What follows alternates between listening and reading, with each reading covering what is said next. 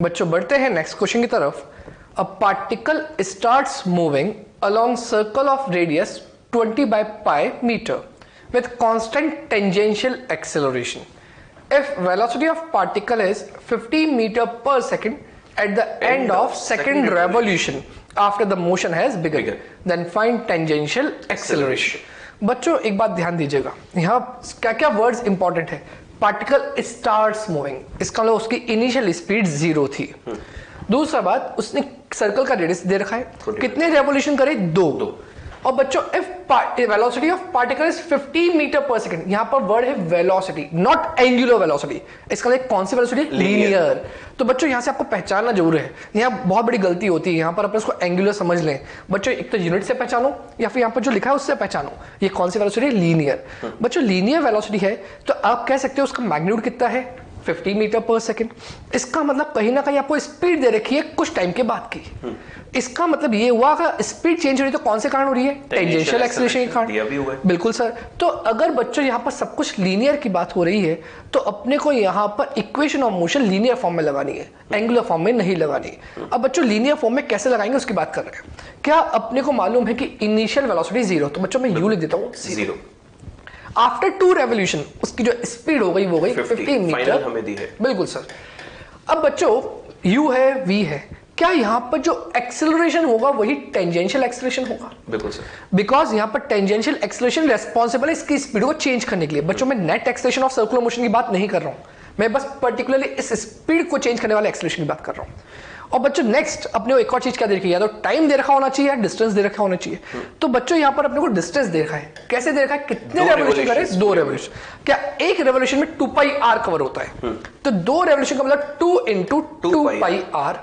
बच्चों आर की वैल्यू दे रखी है 20 बाई पाई, पुट कर देते हैं 4 इंटू पाई इंटू आर की वैल्यू 20 बाई पाई मीटर। तो बच्चों यहां से आंसर आ गया 80 मीटर। बच्चों मेरे पास डिस्टेंस भी आ गया। तो आपको साफ दिखाई दे रहा है, यहां पर अपन यूज कर सकते हैं third equation of motion which is equal to v square equal to u square plus 2as ATS। बिल्कुल। तो सर बस वैल्यूज पुट कर देते हैं इसके अंदर। तो 50 का स्क्वायर 2500, u का स्क्वायर 0, 2 a की जगह बच्चों 80 और s की जगह 80। बिल्कुल। ये 80 और ये 80। तो बच्चों यहां से अगर अपन सॉल्व करते हैं तो क्या 80 एक 0 से एक 0 कैंसिल। बच्चों ये 2 से कैंसिल हो सकता है 125। बिल्कुल सर। तो ये हो जाएगा 125 इक्वल्स टू 8 इंटू 80। तो बच्चों यहां से मेरे पास 80 की वैल्यू आ गई। 80 is equals to 125 upon 8 metre पर सेकंड स्क्वायर। और बच्चों और आगे पॉइंट से पूछा हो तो आप उसके अकॉर्डिंग सॉल्व कर सकते हैं। Students, our next question is, the stone is tied to a 80 centimeter long string and executes circular motion with constant speed and horizontally। बच्चों सबसे पहले यहाँ पर क्या लिखा हुआ है? constant speed। और आपको पता है अगेन एंड अगेन सर ने भी आपको बोला है कि constant speed है मतलब टेंजेंशियल एक्सेलरेशन 0 है। और बच्चों सर्कुलर मोशन है तो बताइए कि टेंजेंशियल एक्सेलरेशन अगर 0 है तो वो कौन सा एक्सेलरेशन है जो नेसेसरली यहाँ पे प्रेजेंट होगा ही होगा, and known as centripetal acceleration. तो बच्चों इसका मतलब जब मुझसे नेट एक्सेलरेशन पूछ रहे हैं तो यहाँ पर सीधा सा जवाब मैं दूंगा कि here net acceleration will be in form of centripetal acceleration. और centripetal acceleration is omega square R या फिर v स्क्वायर बाय आर। मतलब ये मुझे कैलकुलेट करना है, क्वेश्चन को देखते ही पता चल गया। आगे लिखा हुआ है if stone makes 14 revolutions in 25 second. बच्चों 14 रिवॉल्यूशंस इन 25 सेकंड, क्या यहां से हम लोग फ्रीक्वेंसी का अंदाजा लगा सकते हैं? जरा गौर कीजिए, फ्रीक्वेंसी क्या होती है? Number of revolutions per unit time या पर सेकंड। तो बच्चों 25 सेकंड में अगर 14 रिवॉल्यूशन हो रहे हैं, बिल्कुल सर, तो बताइए 1 सेकंड में कितने रिवॉल्यूशन होंगे? 14 बाय 25 रिवॉल्यूशंस पर सेकंड। तो क्या बच्चों मुझे यहां से फ्रीक्वेंसी मिल गई है जो हमने निकाली है 1 सेकंड में कितने? 14 बाय 25 रिवॉल्यूशंस। आगे लिखा हुआ है find magnitude of net acceleration, जैसा कि हम बात कर चुके हैं। बिल्कुल। अब बच्चों हमें n दिया हुआ है तो वो कौन सी टर्म है जिसको हम लोग n से सॉल्व कर सकते हैं? v स्क्वायर बाय आर या ओमेगा स्क्वायर आर? ऑब्वियस सी बात है ओमेगा स्क्वायर, बिल्कुल सर। क्योंकि हम जानते हैं कि omega can also be written as 2 pi N. हाँ, क्या लिख सकते हैं ओमेगा को? 2 पाई pi एन। n। तो बच्चों यहां से अगर मुझे नेट एक्सेलरेशन निकालना है तो net acceleration will be in form of centripetal, और इसको मैं लिखने जा रहा हूं omega square R, because omega can be written as 2 pi N, और एन की वैल्यू हम लोग पता कर चुके हैं। ओमेगा, बच्चों ओमेगा की वैल्यू हम लोगों ने 2 पाई एन लिख दी, तो ये हो गया स्क्वायर करने के बाद 4 पाई स्क्वायर एन स्क्वायर, ऐसा लिख सकते हैं बच्चों। और रेडियस हमें कितनी दी गई है बच्चों? वैल्यूज प्लेस कीजिए 4 पाई स्क्वायर। बच्चों या तो इसको पाई स्क्वायर ही रहने देते हैं या फिर इसको अप्रोक्सीमेटली 10 भी हम लोग लिख सकते हैं। It depends on the question कि आपको आंसर किन फॉर्म में दिया है। अभी पाई स्क्वायर रहने देते हैं बच्चों। एन स्क्वायर, फ्रीक्वेंसी कितनी निकाली? 14/25, तो ऊपर से लगा हुआ है स्क्वायर, तो ये हो जाएगा 14/25 मल्टीप्लाइड बाय 14/25। बच्चों ऊपर रेडियस जो हमको दी गई है वो दी गई है 80 सेंटीमीटर, और मीटर में कन्वर्ट करने के लिए इसको हम लोग लिख सकते हैं 80/100। बच्चों अब ये क्वेश्चन पे हमें डिपेंड करता है, जैसा मैंने अभी बोला था, पाई स्क्वायर की वैल्यू। पाई स्क्वायर की वैल्यू अप्रोक्सीमेटली 10 के बराबर होती है, या फिर अगर आप पाई की वैल्यू इंडिविजुअली रखना चाहते हैं तो 3.14 का स्क्वायर। तो हमें ये क्वेश्चन में बताया होता है कि एग्जैक्टली पाई स्क्वायर 10 लेना है या नहीं। अभी हम लोगों ने यहां पर सिर्फ एक जनरल डिस्कशन किया है। तो बच्चों आफ्टर सिंप्लीफाइंग इट, अगर मैं इसको 4 × 10 लिख दूं, मान लेते हैं 10 है, multiplied by 14/25 multiplied by 14/25 multiplied by 80/100। तो बच्चों एक जीरो से एक जीरो कैंसिल, एक जीरो से ये एक जीरो कैंसिल। अगर हम लोग इस पूरी टर्म को सिंप्लीफाई करें तो हमारा आंसर अप्रोक्सीमेटली 10, और यूनिट हमने मीटर में कन्वर्ट कर ली है, मीटर पर सेकंड स्क्वायर। ये हमारे पास आएगी नेट एक्सेलरेशन का magnitude in form of centripetal acceleration. बिल्कुल सर। तो बच्चों अब नेक्स्ट अपन पढ़ रहे हैं सेंट्रीपिटल फोर्स। बच्चों अभी तक अपन ने बात की थी सेंट्रीपिटल एक्सेलरेशन की। अच्छा एक बात बताएं, एक्सेलरेशन में क्या मल्टीप्लाई करें ताकि फोर्स बन जाए? m mass. equal to ma। और बच्चों मास एक स्केलर क्वांटिटी है, इसका मतलब उसके कारण डायरेक्शंस में कोई चेंज नहीं आएगा। ओनली जो इसका मैग्नीट्यूड है वो चेंज होगा।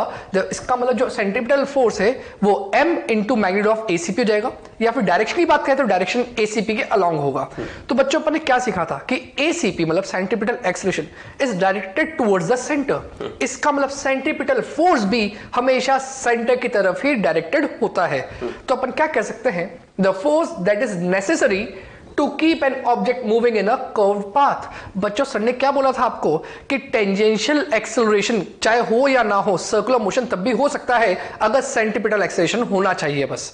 तो बच्चों सेंट्रीपिटल एक्सेलरेशन होने के कारण ही उसके डायरेक्शंस चेंज होते हैं। तो बच्चों जो सेंट्रीपिटल एक्सेलरेशन का डायरेक्शन होगा, जो काम वही कर रहा है, वही काम बच्चों क्या करेगा, सेंट्रीपिटल फोर्स भी करेगा। इसका मतलब सेंट्रीपिटल फोर्स के कारण ही सर्कुलर मोशन परफॉर्म होता है। तो बच्चों यहां पर इसलिए लिखा है that is directed inwards towards the centre of rotation. अब बच्चों centripetal force it is a real force, because यहां पर जो भी आपको दिखाई दे रहा है वो एक्चुअली में है, और यहां पर ये न्यूटन्स के लॉ को फॉलो करता है, इसलिए अपन क्या कहना है इसको, रियल फोर्स। और जैसा अपन ने सीखा m into A C P is F C P. और बच्चों इसका मैग्नीट्यूड आपको जानते हैं, सर ने आपको 3 चीजें बताई थी ए सी पी के लिए, या तो ओमेगा स्क्वायर आर, या फिर वी स्क्वायर आर, या तो ओमेगा इंटू वी। तो बच्चों जो जनरल टर्म्स अपन ने वो लिख दी है, उसको मास से मल्टीप्लाई करा तो बन गया m ओमेगा स्क्वायर आर या फिर M V square by R. तो बच्चों सेम टू सेम अगर आपसे कोई पूछता है कि सर्कुलर मोशन में सेंट्रीपिटल फोर्स किधर लग रहा है, अगर पार्टिकल यहां पर है तो मैं कह दूंगा सेंट्रीपिटल फोर्स सेंटर की तरफ ही लग रहा है, और ये हो जाएगा एफ सी पी। और बच्चों जो एफ सी पी है again a vector quantity, obviously बात है, क्यों, because A C P is vector quantity. Sir यहाँ पर बच्चों का जनरली डाउट होता है, क्या सेंट्रीपिटल फोर्स की during the circular motion direction बदलती है? बिल्कुल सर, जैसा सर ने आपको बताया था, क्या ए सी पी रेडियस वेक्टर के जस्ट अपोजिट होता है? क्या रेडियस वेक्टर सर्कुलर मोशन में चेंज होता है? बिल्कुल होता है। इसका मतलब एसीपी भी सर्कुलर मोशन में चेंज हो रहा होगा। अगर एसीपी चेंज हो रहा है तो एफसीपी मतलब सेंट्रीपिटल फोर्स भी चेंज होगा। अब पार्टिकल यहां पर है तो डायरेक्शन कुछ इसका इनवर्ड टुवर्ड्स द सेंटर है। पार्टिकल यहां होता तो क्या डाउनवर्ड टुवर्ड्स द सेंटर होता, पार्टिकल यहां होता तो राइट साइड होता। इसका मतलब सेंट्रीपिटल फोर्स की डायरेक्शन लगातार चेंज हो रही है, तभी तो बच्चों सर्कुलर मोशन परफॉर्म होगा। और सब बच्चे यहाँ पर एक जनरली एक दूसरा डाउट ये भी पूछते हैं कि सर सेंट्रीपिटल नाम का कोई वास्तव में एक्चुअल में ऐसा कोई फोर्स होता है, या ड्यूरिंग द सर्कुलर मोशन जो भी force toward the net force toward the centre है उसको सेंट्रीपिटल बोलते हैं? बिल्कुल सर। बच्चों जैसा सर ने आपको पहले बोला था कि सेंट्रीपिटल एक्सेलरेशन किसी फोर्स के कारण डेवलप हो रहा है, वो फोर्स उस पर्टिकुलर सर्कुलर मोशन में किसके द्वारा जनरेट हुआ उसी को अपन सेंट्रीपिटल फोर्स कह देते हैं। फॉर एग्जांपल, मान लो मेरे हाथ में कोई रस्सी है और रस्सी को मैं ऐसे गोल गोल गोल घुमा रहा हूँ, रस्सी के एंड में कोई पत्थर बन रहा था। बच्चों जब मैं इसको गोल गोल गोल गोल घुमा रहा हूँ, तो अगर मैं बात करूं कि पत्थर पर कौन सा फोर्स लग रहा है जो उसको सर्कुलर मोशन करा रहा है, तो आप बोलोगे सर पत्थर पे तो रस्सी अटैच्ड है और रस्सी कौन सा फोर्स लगाती है? Tension force. इसका मतलब जो टेंशन फोर्स इनवर्ड्स है टुवर्ड्स द सेंटर है, वही सेंट्रीपिटल फोर्स जैसा काम कर रहा है। इसका मतलब जो भी फोर्स सर्कुलर मोशन करा रहा है वही फोर्स सेंट्रीपिटल फोर्स कहलाएगा। अगर वहां पर टेंशन है तो टेंशन की फोर्स, ग्रेविटेशन तो ग्रेविटेशन की फोर्स, न्यूक्लियर फोर्स है तो न्यूक्लियर फोर्सेस को जो सेंटर की तरफ लग रही है और सर्कुलर मोशन करा रही है उसी को अपन सेंट्रीपिटल फोर्स कहेंगे। Okay sir. बच्चों इसके बाद एक छोटा सा डिस्कशन हम लोग करते हैं। जैसा कि आप अच्छे से जानते हैं कि सेंट्रीपिटल फोर्स के साथ साथ एक बहुत कॉमन नाम हम लोग सुनते हैं जिसको बोलते हैं सेंट्रीफ्यूगल फोर्स। बिल्कुल सर। बच्चों सेंट्रीफ्यूगल फोर्स क्या है, इस पर्टिकुलर डिस्कशन को हम लोग यहां कर रहे हैं एक छोटे से एग्जांपल से। याद कीजिए बच्चों, हम लोगों ने स्यूडो फोर्स पढ़ा हुआ है। स्यूडो फोर्स में हम लोगों ने सीखा था कि जब भी ऑब्जर्वर नॉन इनर्शियल फ्रेम में बैठकर ऑब्जर्वेशन करता है तो न्यूटन के लॉ सेटिस्फाई नहीं होते। तो न्यूटन के लॉ को सेटिस्फाई करने के लिए ऑब्जर्वर एक फोर्स को इमेजिन कर लेता है जिसको स्यूडो फोर्स बोलते हैं, जिसकी वैल्यू होती है मास ऑफ द ऑब्जेक्ट जिसपे हम लोग इमेजिन कर रहे हैं multiplied by acceleration of the frame जिसमें ऑब्जर्वर बैठा हुआ है। और इसकी डायरेक्शन हमेशा फ्रेम की एक्सेलरेशन की डायरेक्शन के अपोजिट होती है। ये स्यूडो फोर्स था। तो बच्चों ऐसा ही कुछ यहां पर डिस्कशन करने जा रहे हैं, जरा ध्यान से देखिएगा। लेट अस कंसीडर बच्चों यहां पर एक ऑब्जर्वर है जो कि ग्राउंड पे खड़ा हुआ है। और बच्चों आपको पता है कि ग्राउंड को हम लोग इनर्शियल फ्रेम की तरह ट्रीट करते हैं। बिल्कुल सर। तो ये ऑब्जर्वर रेस्ट स्टेट पे है और ग्राउंड पर खड़े होकर ऑब्जर्वेशन कर रहा है। और मान लेते हैं कि यहां किसी एक रस्सी से एक पत्थर को बांधकर हॉरिजॉन्टली इस तरह से सर्कुलर मोशन कराया जा रहा है, like this. Horizontally circular motion उसको परफॉर्म कराया जा रहा है। तो बच्चों स्टोन को बांधकर इस तरह से हॉरिजॉन्टली सर्कुलर मोशन परफॉर्म कराया जा रहा है। तो बच्चों अब इस ऑब्जर्वर के दिमाग में क्या डाउट्स हैं उसको हम लोग डिस्कस कर रहे हैं। ये ऑब्जर्वर जब इस पार्टिकल यानी कि इस स्टोन को देख रहा होगा तो बच्चों आंसर दीजिए, इस ऑब्जर्वर के रिस्पेक्ट में स्टोन का कैसा मोशन दिखाई दे रहा होगा? तो ऑब्वियस सी बात है ये ऑब्जर्वर क्या देख रहा होगा कि स्टोन सर्कुलर मोशन कर रहा है। और बच्चों मान लेते हैं कि ये स्टोन कांस्टेंट स्पीड से सर्कुलर मोशन कर रहा है। तो नोटिस कीजिए ये ऑब्जर्वर अगर देख रहा है कि पार्टिकल का सर्कुलर मोशन चल रहा है तो इसके दिमाग में क्या आएगा कि अगर सर्कुलर मोशन चल रहा है तो वेलोसिटी की डायरेक्शन लगातार चेंज हो रही है। बिल्कुल सर। वेलोसिटी की डायरेक्शन चेंज हो रही है मतलब वेलोसिटी वेरी कर रही है। बिल्कुल। और हमने न्यूटन के फर्स्ट लॉ में सीखा है कि अगर वेलोसिटी वेरिएबल है मतलब डेफिनेटली वहां पे कोई ना कोई नेट एक्सटर्नल फोर्स होना चाहिए। हाँ। तो अब ये ऑब्जर्वर सोचा है कि अगर इस पार्टिकल ने सर्कुलर मोशन परफॉर्म किया है और उसकी डायरेक्शन लगातार चेंज हो रही है मतलब यहां पे कोई ना कोई ऐसा फोर्स होना चाहिए जो टुवर्ड्स द सेंटर हो और उसकी डायरेक्शन लगातार चेंज कर रहा हो, जिसको अपन सेंट्रीपिटल बोलते हैं। तो बच्चों इस ऑब्जर्वर को बताते हैं कि एग्जैक्टली टुवर्ड द सेंटर कोई फोर्स है या नहीं। बच्चों इमेजिन कीजिए जब इस स्टोन को रस्सी से बांधकर ऐसे घुमाया जा रहा होगा तो रस्सी एकदम कैसी होगी? स्ट्रेच्ड, टाइट होगी। और आप जानते हैं कि रस्सी अगर टाइट है तो रस्सी में जो फोर्स डेवलप होगा वो कौन सा होगा? टेंशन। और आप अच्छे से जानते हैं कि टेंशन फोर्स हमेशा एक्ट करता है अवे फ्रॉम द बॉडी। तो बच्चों इसका मतलब tension force away from the body कुछ ऐसे काम कर रहा होगा। बिल्कुल सर। बच्चों देखकर बताइए क्या ये टेंशन फोर्स की डायरेक्शन है टुवर्ड्स द सेंटर? बिल्कुल। और अगर ये टुवर्ड्स द सेंटर है तो ये कौन कहलाएगा? Centripetal force. और सेंट्रीपिटल का काम क्या होता है? डायरेक्शन को चेंज करना। तो ऑब्जर्वर को डायरेक्शन चेंज होती दिखाई दे रही थी, रिस्पॉन्सिबल कौन था? Tension. Centripetal force known as यहाँ पे टेंशन फोर्स। तो इसने इक्वेशन बनाई बच्चों क्या कि सेंट्रीपिटल फोर्स है mass into ACP. Centripetal force का नाम है टेंशन, मास है m और एक्सेलरेशन कितना होगा? Centripetal v²। He is satisfied कि यस कोई ना कोई फोर्स था जो यहाँ पे डायरेक्शन चेंज कर रहा था। न्यूटन का लॉ काम किया, फोर्स था इसलिए वेलोसिटी वेरिएबल थी। पर बच्चों ये कौन सी फ्रेम से हमने देखा? जब हम लोग इनर्शियल फ्रेम में थे। बच्चों सिमिलर एग्जांपल हम लोग कंसीडर कर रहे हैं दूसरी फ्रेम से। बच्चों नोटिस कीजिए इसी डायग्राम को मैं यहाँ पर शॉर्ट में बना रहा हूं। मानकर चलिए कि ये हमारे पास वापस से स्टोन है और सर्कुलर मोशन परफॉर्म कर रहा है विद कांस्टेंट स्पीड। अब बच्चों हम लोगों ने यहां पर कंसीडर किया कि ऑब्जर्वर इसी फ्रेम में आके बैठ गया। ओके। और टेंशन फोर्स बच्चों यहां पे मार्क कर रखा है हम लोगों ने, रस्सी में टेंशन फोर्स प्रेजेंट है, पत्थर घूम रहा है और पत्थर घूमते हुए ऑब्जर्वर ने खुद को उस पत्थर पे इमेजिन कर लिया। तो बच्चों आंसर दीजिए, पत्थर अगर सर्कुलर मोशन कर रहा है तो आपको पता है हम लोगों ने डिस्कशन किया था, एवरी रोटेटिंग फ्रेम या सर्कुलर मोशन कर रही फ्रेम को हम लोग क्या बोलते हैं, नॉन इनर्शियल फ्रेम। बच्चों सोच के देखिए कि पत्थर अगर सर्कुलर मोशन कर रहा है और उसी को मैंने अपनी फ्रेम मान ली, तो पत्थर के पास सेंट्रीपिटल एक्सेलरेशन है, और जिसके पास सेंट्रीपिटल एक्सेलरेशन है मतलब एक्सेलरेशन है, और एक्सेलरेशन है तो वो कौन सी फ्रेम हो गई, नॉन इनर्शियल। तो सीधे शब्दों में बात करें तो ऑब्जर्वर इस समय नॉन इनर्शियल फ्रेम में बैठा है। बिल्कुल ठीक है सर। तो बच्चों नॉन इनर्शियल फ्रेम में है तो क्या हमें यहाँ पे कोई फोर्स इमेजिन करना पड़ता है टू सेटिस्फाई फर्स्ट लॉ? बिल्कुल। तो बच्चों नोटिस कीजिए, इस ऑब्जर्वर को जब वो पत्थर पे बैठा है तो उसको पत्थर कौन सी स्टेट पे दिखाई देगा, रेस्ट पे। और अगर उसको रेस्ट दिखाई दे रहा है तो वो न्यूटन के फर्स्ट लॉ को सोचेगा कि अगर मुझे रेस्ट दिखाई दे रहा है तो डेफिनेटली नेट फोर्स कितना होना चाहिए, 0। पर इस ऑब्जर्वर ने जब नोटिस किया तो उसको पता चला कि आगे की तरफ तो टेंशन फोर्स लग रहा है और इसको बैलेंस करने के लिए कोई दूसरा है नहीं। तो अब फर्स्ट लॉ सेटिस्फाई नहीं हो रहा कि मुझे तो रेस्ट दिखाई दे रहा है पर टेंशन को बैलेंस करने के लिए कोई है ही नहीं।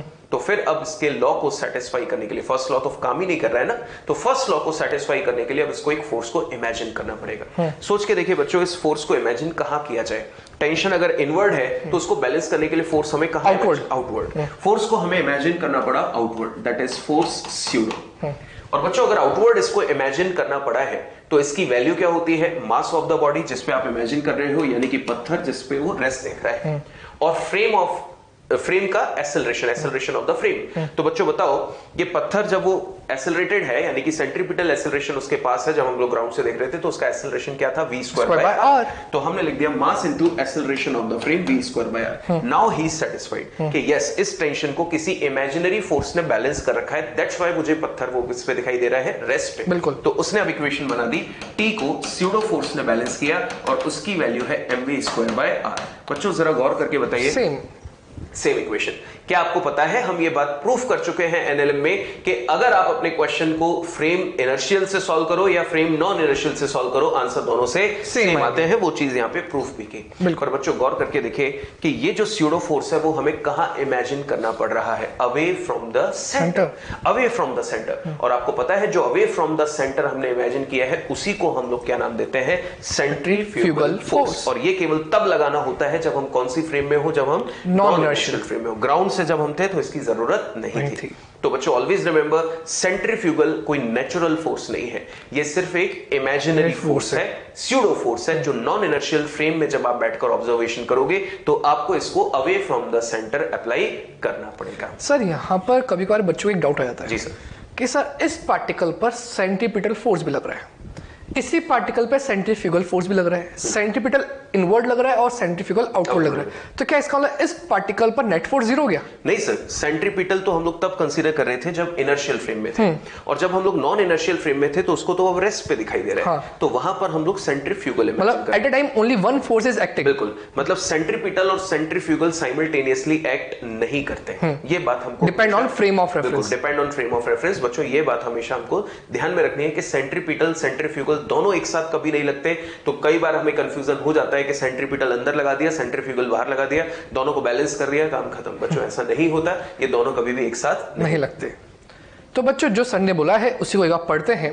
The apparent force, word is apparent, इसका मतलब ये रियल फोर्स नहीं है, इमेजिनरी है। That is felt by N object moving in a curve path that acts outwardly away from the center of rotation। बच्चों इसका एक एग्जांपल और आप लोगों ने फील कर रखा है, अगर आप कार में बैठे हैं और कार एकदम से सर्कुलर टर्न ले रही है तो आप लोग हमेशा अवे फ्रॉम द सेंटर जाते हैं, बिकॉज आप एक एक्सेलरेटेड फ्रेम के अंदर थे, मतलब कार के अंदर थे। तो आपके ऊपर जो फोर्स लगेगा वो कौन सा लगेगा, सेंट्रीफ्यूगल फोर्स। और सेंट्रीफ्यूगल फोर्स कहां लगता है, बाहर की साइड, तो इसलिए आपको फोर्स कहां लगता है बच्चों, बाहर की साइड। ऐसा वो इमेजिन कर रहे हो, ऐसा इमेजिन कर रहे होते हैं, बिल्कुल। That is the apparent force. Next, its magnitude is equal to centripetal force. जैसा सर ने बोला मैग्नीट्यूड इक्वल है, डायरेक्शन अपोजिट है, एक इनवर्ड था सेंटर के और एक सेंटर के आउटवर्ड था। नेक्स्ट, सेंट्रीफ्यूगल फोर्स बच्चों रिप्रेजेंट एफपी से करो, एफसीएफ से करो, बात समान है। That is equals to m omega square R या mv²/r, जो सर ने पहले प्रूव किया। Its direction is radially outward, इसका डायरेक्शन हमेशा कहां होगा, आउटवर्ड होगा, और सेंट्रीपिटल का था रेडियली इनवर्ड्स। और बच्चों एक पॉइंट और है जो सबसे इंपॉर्टेंट है, centripetal force and centrifugal force are really the exact the same force. इसका मतलब really exact the same force का मतलब मैग्नीट्यूड वाइज दोनों सेम है, just in opposite directions because they are experienced from different frame of reference. एक को अपन ने inertial से देखा था, एक को अपन ने नॉन इनर्शियल से देखा है। इसका मतलब इनर्शियल और नॉन इनर्शियल कारण एक को दे दिया सेंट्रीपिटल और एक को कह दिया सेंट्रीफ्यूगल, दोनों एक साथ एक ही क्वेश्चन में कभी नहीं लगाना है। At a time only one force आपको अप्लाई करनी है, डिपेंड आप कौन सी फ्रेम से उसको सॉल्व कर। आंसर तो दोनों से सेम आएंगे। बिल्कुल सर। तो स्टूडेंट्स, इन सब के बाद अब हम लोग डिस्कशन कर रहे हैं यूनिफॉर्म सर्कुलर मोशन। अब हमारे सारे कॉन्सेप्ट्स रेडी हैं, जिससे हम लोग यूनिफॉर्म और नॉन यूनिफॉर्म सर्कुलर मोशन बड़ी आसानी से पढ़ लेंगे। बच्चों, नाम से ही क्लियर है, uniform circular motion. Uniform circular motion का मतलब है कि अगर पार्टिकल ऐसा सर्कुलर मोशन परफॉर्म कर रहा है जिसमें पार्टिकल की स्पीड कांस्टेंट है, अगर पार्टिकल एक ऐसा सर्कुलर मोशन परफॉर्म कर रहा है जिसमें पार्टिकल की स्पीड कांस्टेंट है, तो उस मोशन को हम लोग यूनिफॉर्म सर्कुलर मोशन बोलते हैं। तो बच्चों, सबसे इंपॉर्टेंट, यूनिफॉर्म सर्कुलर मोशन मतलब स्पीड कांस्टेंट। सोच के देखो, स्पीड कांस्टेंट तो क्या नहीं होगा? AT 0, बिल्कुल, tangential acceleration alpha 0 sir, alpha 0, AT equals to alpha. बिल्कुल। तो AT अगर 0 है तो स्पीड कांस्टेंट है, तो वही चीज लिखी हुई है। When a particle moves on a circular path with constant speed, then its motion is called uniform circular motion, also known as in short UCM। बिल्कुल। अब बच्चों, इसमें हम लोग कुछ प्रॉपर्टीज पर डिस्कशन कर रहे हैं कि वो क्या क्या प्रॉपर्टीज हैं जो हमें यहां फॉलो करनी है। बच्चों, नाम ही है यूनिफॉर्म, मतलब स्पीड कैसी है? कांस्टेंट। बच्चों, स्पीड कांस्टेंट का मतलब है मैग्नीट्यूड ऑफ वेलोसिटी कैसा होगा? कांस्टेंट। और मैग्नीट्यूड ऑफ वेलोसिटी कांस्टेंट है, पर वेलोसिटी कांस्टेंट नहीं है। बिल्कुल। बच्चों, ध्यान से पढ़ो, ये लिखा है मैग्नीट्यूड ऑफ वेलोसिटी, मतलब कि स्पीड कांस्टेंट है, पर वेलोसिटी कांस्टेंट नहीं है। अब देखो बच्चों, वेलोसिटी के बाहर मॉड्यूलस नहीं लगा है, मतलब इस वेलोसिटी की मैग्नीट्यूड भी देखनी है और डायरेक्शन भी। तो बच्चों, मैग्नीट्यूड तो इसका कांस्टेंट है, पर डायरेक्शन आप जानते हैं वेलोसिटी की लगातार हर इंस्टेंट पे बदल रही होगी, क्योंकि मोशन कैसा है? सर्कुलर। तो वही चीज लिखा है, because it's direction is continuously changes. तो ऑलवेज रिमेंबर, वेलोसिटी कांस्टेंट नहीं है, पर मैग्नीट्यूड ऑफ वेलोसिटी कांस्टेंट है। बच्चों, स्पीड अगर कांस्टेंट है तो काइनेटिक एनर्जी भी कांस्टेंट होगी, because half m into speed का स्क्वायर। तो अगर ये क्वांटिटी कांस्टेंट है तो नोन एज काइनेटिक एनर्जी। बच्चों, ओमेगा कांस्टेंट, अब उसको सोचिए, ओमेगा कांस्टेंट क्यों होगा? जैसा सर ने अभी डिस्कशन में बोला था, इमेजिन कीजिए कि AT is equal to alpha. बिल्कुल ठीक है। बच्चों, टेंजेंशियल एक्सेलरेशन 0 रहा होगा, तभी स्पीड कैसी रही होगी? कांस्टेंट। बिल्कुल। तो बच्चों, अगर टेंजेंशियल एक्सेलरेशन 0 है तो 0 इक्वल टू अल्फा r, तो अल्फा भी कैसा हो गया? 0। अल्फा कौन होता है बच्चों? Angular acceleration. हाँ। और अगर एंगुलर एक्सेलरेशन 0 है, मतलब एंगुलर वेलोसिटी कांस्टेंट है। एग्जैक्टली। और एंगुलर वेलोसिटी कांस्टेंट है, तो वही चीज लिखी हुई है, that omega vector equal to constant, because magnitude and direction both are constant, क्योंकि इसको बदलने वाला जो है अल्फा वहां पे प्रेजेंट नहीं था। बच्चों, जो बात सर ने बोली है उन्हीं को आगे बोल रहे हैं। AT कैसा हो गया? 0, alpha 0, because AT equals to alpha r।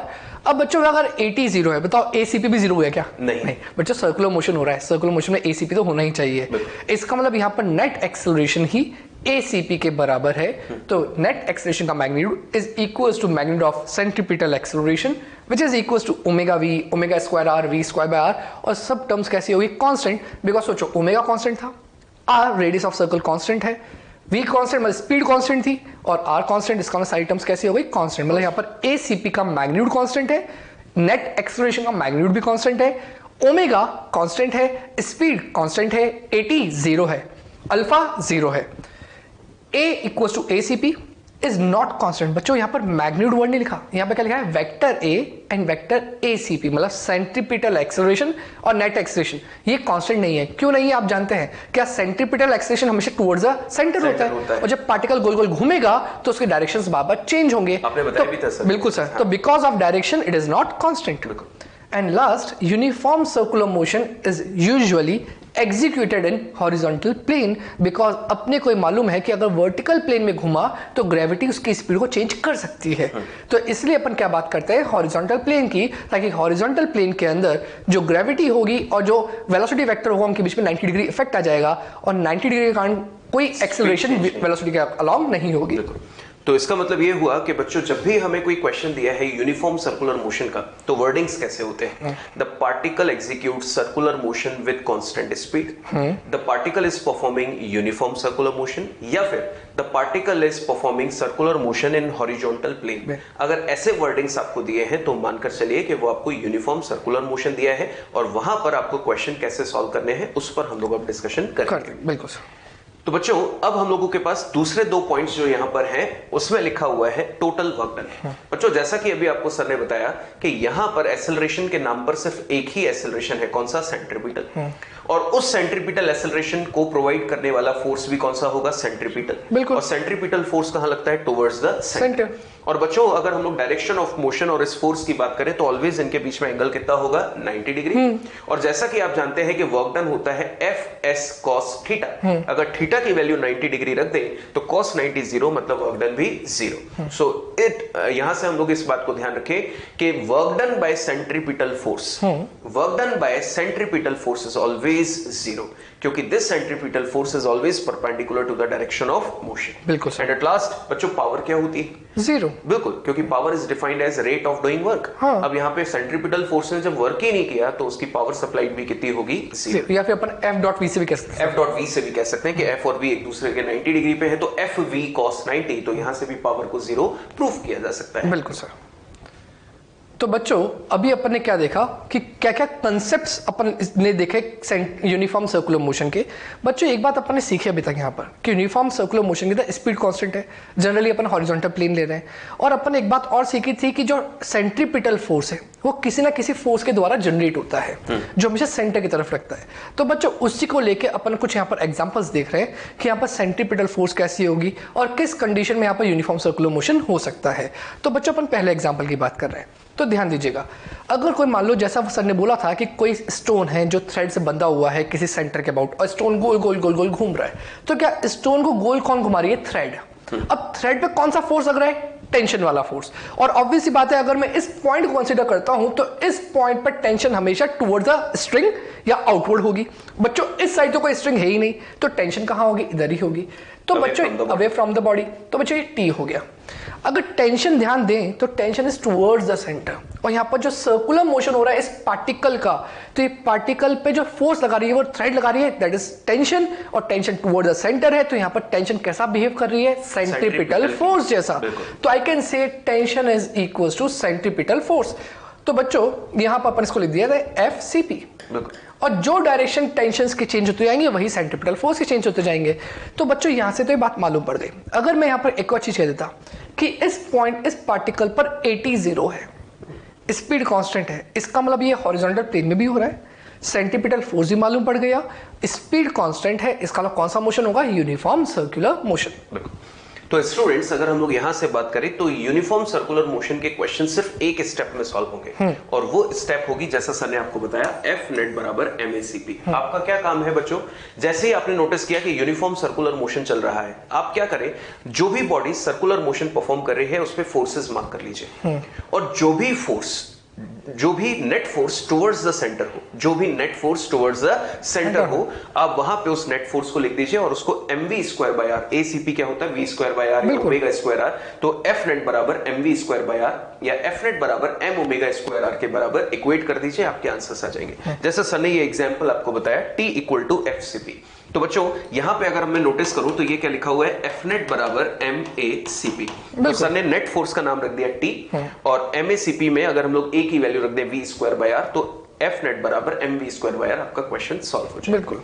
अच्छा सर यहां पर एक छोटा सा डाउट और बनता है कि मानकर चलिए कि अभी हम लोग जस्ट एक कंडीशन क्रिएट कर लेते हैं कि बच्चे अगर इक्वेशन लिखना सीख रहे हैं और यहां पर हम लोग एक और फोर्स लगा दें, कोई मतलब कोई भी एक फोर्स लगा दें, कोई एक्सटर्नली प्रेजेंट होगा, और बॉडी अभी भी सर्कुलर मोशन परफॉर्म कर रही है, तो हमें इस इक्वेशन को यहां पर कैसे यूज करना चाहिए? सर ने बच्चों बहुत अच्छी बात पूछी, ध्यान दीजिएगा। हो सकता है ये फोर्स किसी भी एक्सटर्नल फैक्टर के कारण आ गई हो। तो बच्चों अपने को एक बात मालूम है, एनएलएम में क्या सिखा था? Net force equals to mass into acceleration. अब यूनिफॉर्म सर्कुलर मोशन तो एक्सेलरेशन कौन सा होगा? सिर्फ ACP। तो बच्चों मैं लिख सकता हूं जैसे यहां पर लिखा हुआ है F net is equals to MA। अब बच्चों F नेट की बात कर रहा हूं, बहुत ध्यान से सुनिएगा। क्या यहां पर डोमिनेटिंग फोर्स कौन सा होगा? T होगा, बिकॉज T होगा तभी तो ये सर्कुलर मोशन परफॉर्म करेगा। इसका मतलब यार T बड़ा होगा और F छोटा होगा, और ACP का डायरेक्शन भी कहां होता है बच्चों? इनवर्ड ही होता है। तो आपको ये एक्सेलरेशन भी शो कर सकता है कि कौन बड़ा है? टेंशन बड़ा है। इसका मैं यहां पर लिख सकता हूं T - F is equals to MACP, और which is also equals to MV²/r which is equals to T minus F। और बच्चों ये F वो एक्सटर्नल फोर्स है। मतलब सर ये हुआ कि अगर मोर देन वन फोर्स है तो हमें नेट फोर्स ढूंढना होता है टुवर्ड्स द सेंटर वाला। Exactly, मतलब जैसे greater force minus smaller force तो mv²/r। बिल्कुल। तो बच्चों इसी के बाद नेक्स्ट एग्जांपल, क्या यहाँ पर मान लेते कोई ट्रैक है, इस ट्रैक पे कोई कार चल रही है। बच्चों अगर ये कार मैं मान लेता हूँ, इसको कार मान लिया, तो कार अगर इस डायरेक्शन में घूमते हुए जा रही है, ऐसा ऐसा ऐसा करते हुए जा रही है, तो क्या वो सर्कुलर पाथ पे जा रही है? बिल्कुल सर। अगर बच्चों मान लेते हैं कि ये सरफेस बिल्कुल फ्रिक्शनलेस होती, तो बताओ कार टर्न ले पाती या नहीं ले पाती? इसका मतलब कार टर्न नहीं ले पाती। क्या कार स्किड कर जाती आउटवर्ड, मतलब वेलोसिटी की डायरेक्शन में स्किड कर जाती? अगर बच्चों कार बिल्कुल सीधे आ रही होती और एकदम से वो टर्न लेने की कोशिश करती है, तो टर्न लेने में हेल्प कौन करता है? फ्रिक्शन। अगर फ्रिक्शन नहीं होता तो कार ये बिल्कुल टेंजेंशियली चल जाती। इसका मतलब ये हुआ कि यहां पर friction is responsible for turning. बिल्कुल सर। टर्निंग का मतलब क्या हुआ? Circular motion. इसका मतलब अगर सर्कुलर मोशन करवाना है तो we required friction for it in turning the car. तो बच्चों सोच के बताओ, यहां पर अगर मैं कहता हूं कि फ्रिक्शन रिक्वायर्ड है, तो क्या वो फ्रिक्शन किस डायरेक्शन में लगे ताकि सर्कुलर टर्निंग हो जाए? तो फ्रिक्शन लगना चाहिए ये कार, इस कार की वेलोसिटी इधर, और फ्रिक्शन लगना चाहिए इनवर्ड्स। बच्चों फ्रिक्शन इनवर्ड क्यों लगना चाहिए? क्या यहाँ पर friction is responsible for centripetal force, because change in direction उसी ने किया है। बिल्कुल सर। तो क्या बच्चों अपन बार बार ये बात कहते हैं कि सेंट्रीपिटल फोर्स कोई फोर्स के कारण जनरेट होती है, यहाँ पर जनरेट करने वाला कौन? Friction force. तो बच्चों यहां से आप इजीली कैलकुलेट कर सकते हो, friction is equals to mu into normal. और नॉर्मल किसके बराबर हुआ? कार अगर हॉरिजॉन्टल प्लेन पे है और मेरे ऊपर मान लीजिए हाथ के ऊपर कार रखी हुई है, तो नॉर्मल इसके mg के बराबर ही होगा। इसका मतलब इस केस के अंदर आप कह सकते हो mu into mg, that is equals to friction force. और बच्चों ये फ्रिक्शन फोर्स ही हेल्प कर रही है उसकी टर्निंग में। तो बच्चों ये उसकी मैक्सिमम फ्रिक्शन फोर्स है। हो सकता है इस लिमिटिंग फ्रिक्शन से कम भी लग सकता है, तो ऐसा मत सोचिएगा कि फ्रिक्शन की वैल्यू हमेशा म्यू mg आएगी। ये उसकी मैक्सिमम और लिमिटिंग वैल्यू है, इससे कम भी वैल्यू में वो टर्न ले सकता है। तो स्टूडेंट्स इसके बाद हम लोग नेक्स्ट एग्जांपल डिस्कस कर रहे हैं। ऑब्जर्व कीजिए, यहाँ पर एक अर्थ हमको दी गई है और बोला गया है कि एक पार्टिकल अर्थ के अराउंड इस पाथ पे रिवॉल्व कर रहा है। Let us consider circular path पे रिवॉल्व कर रहा है।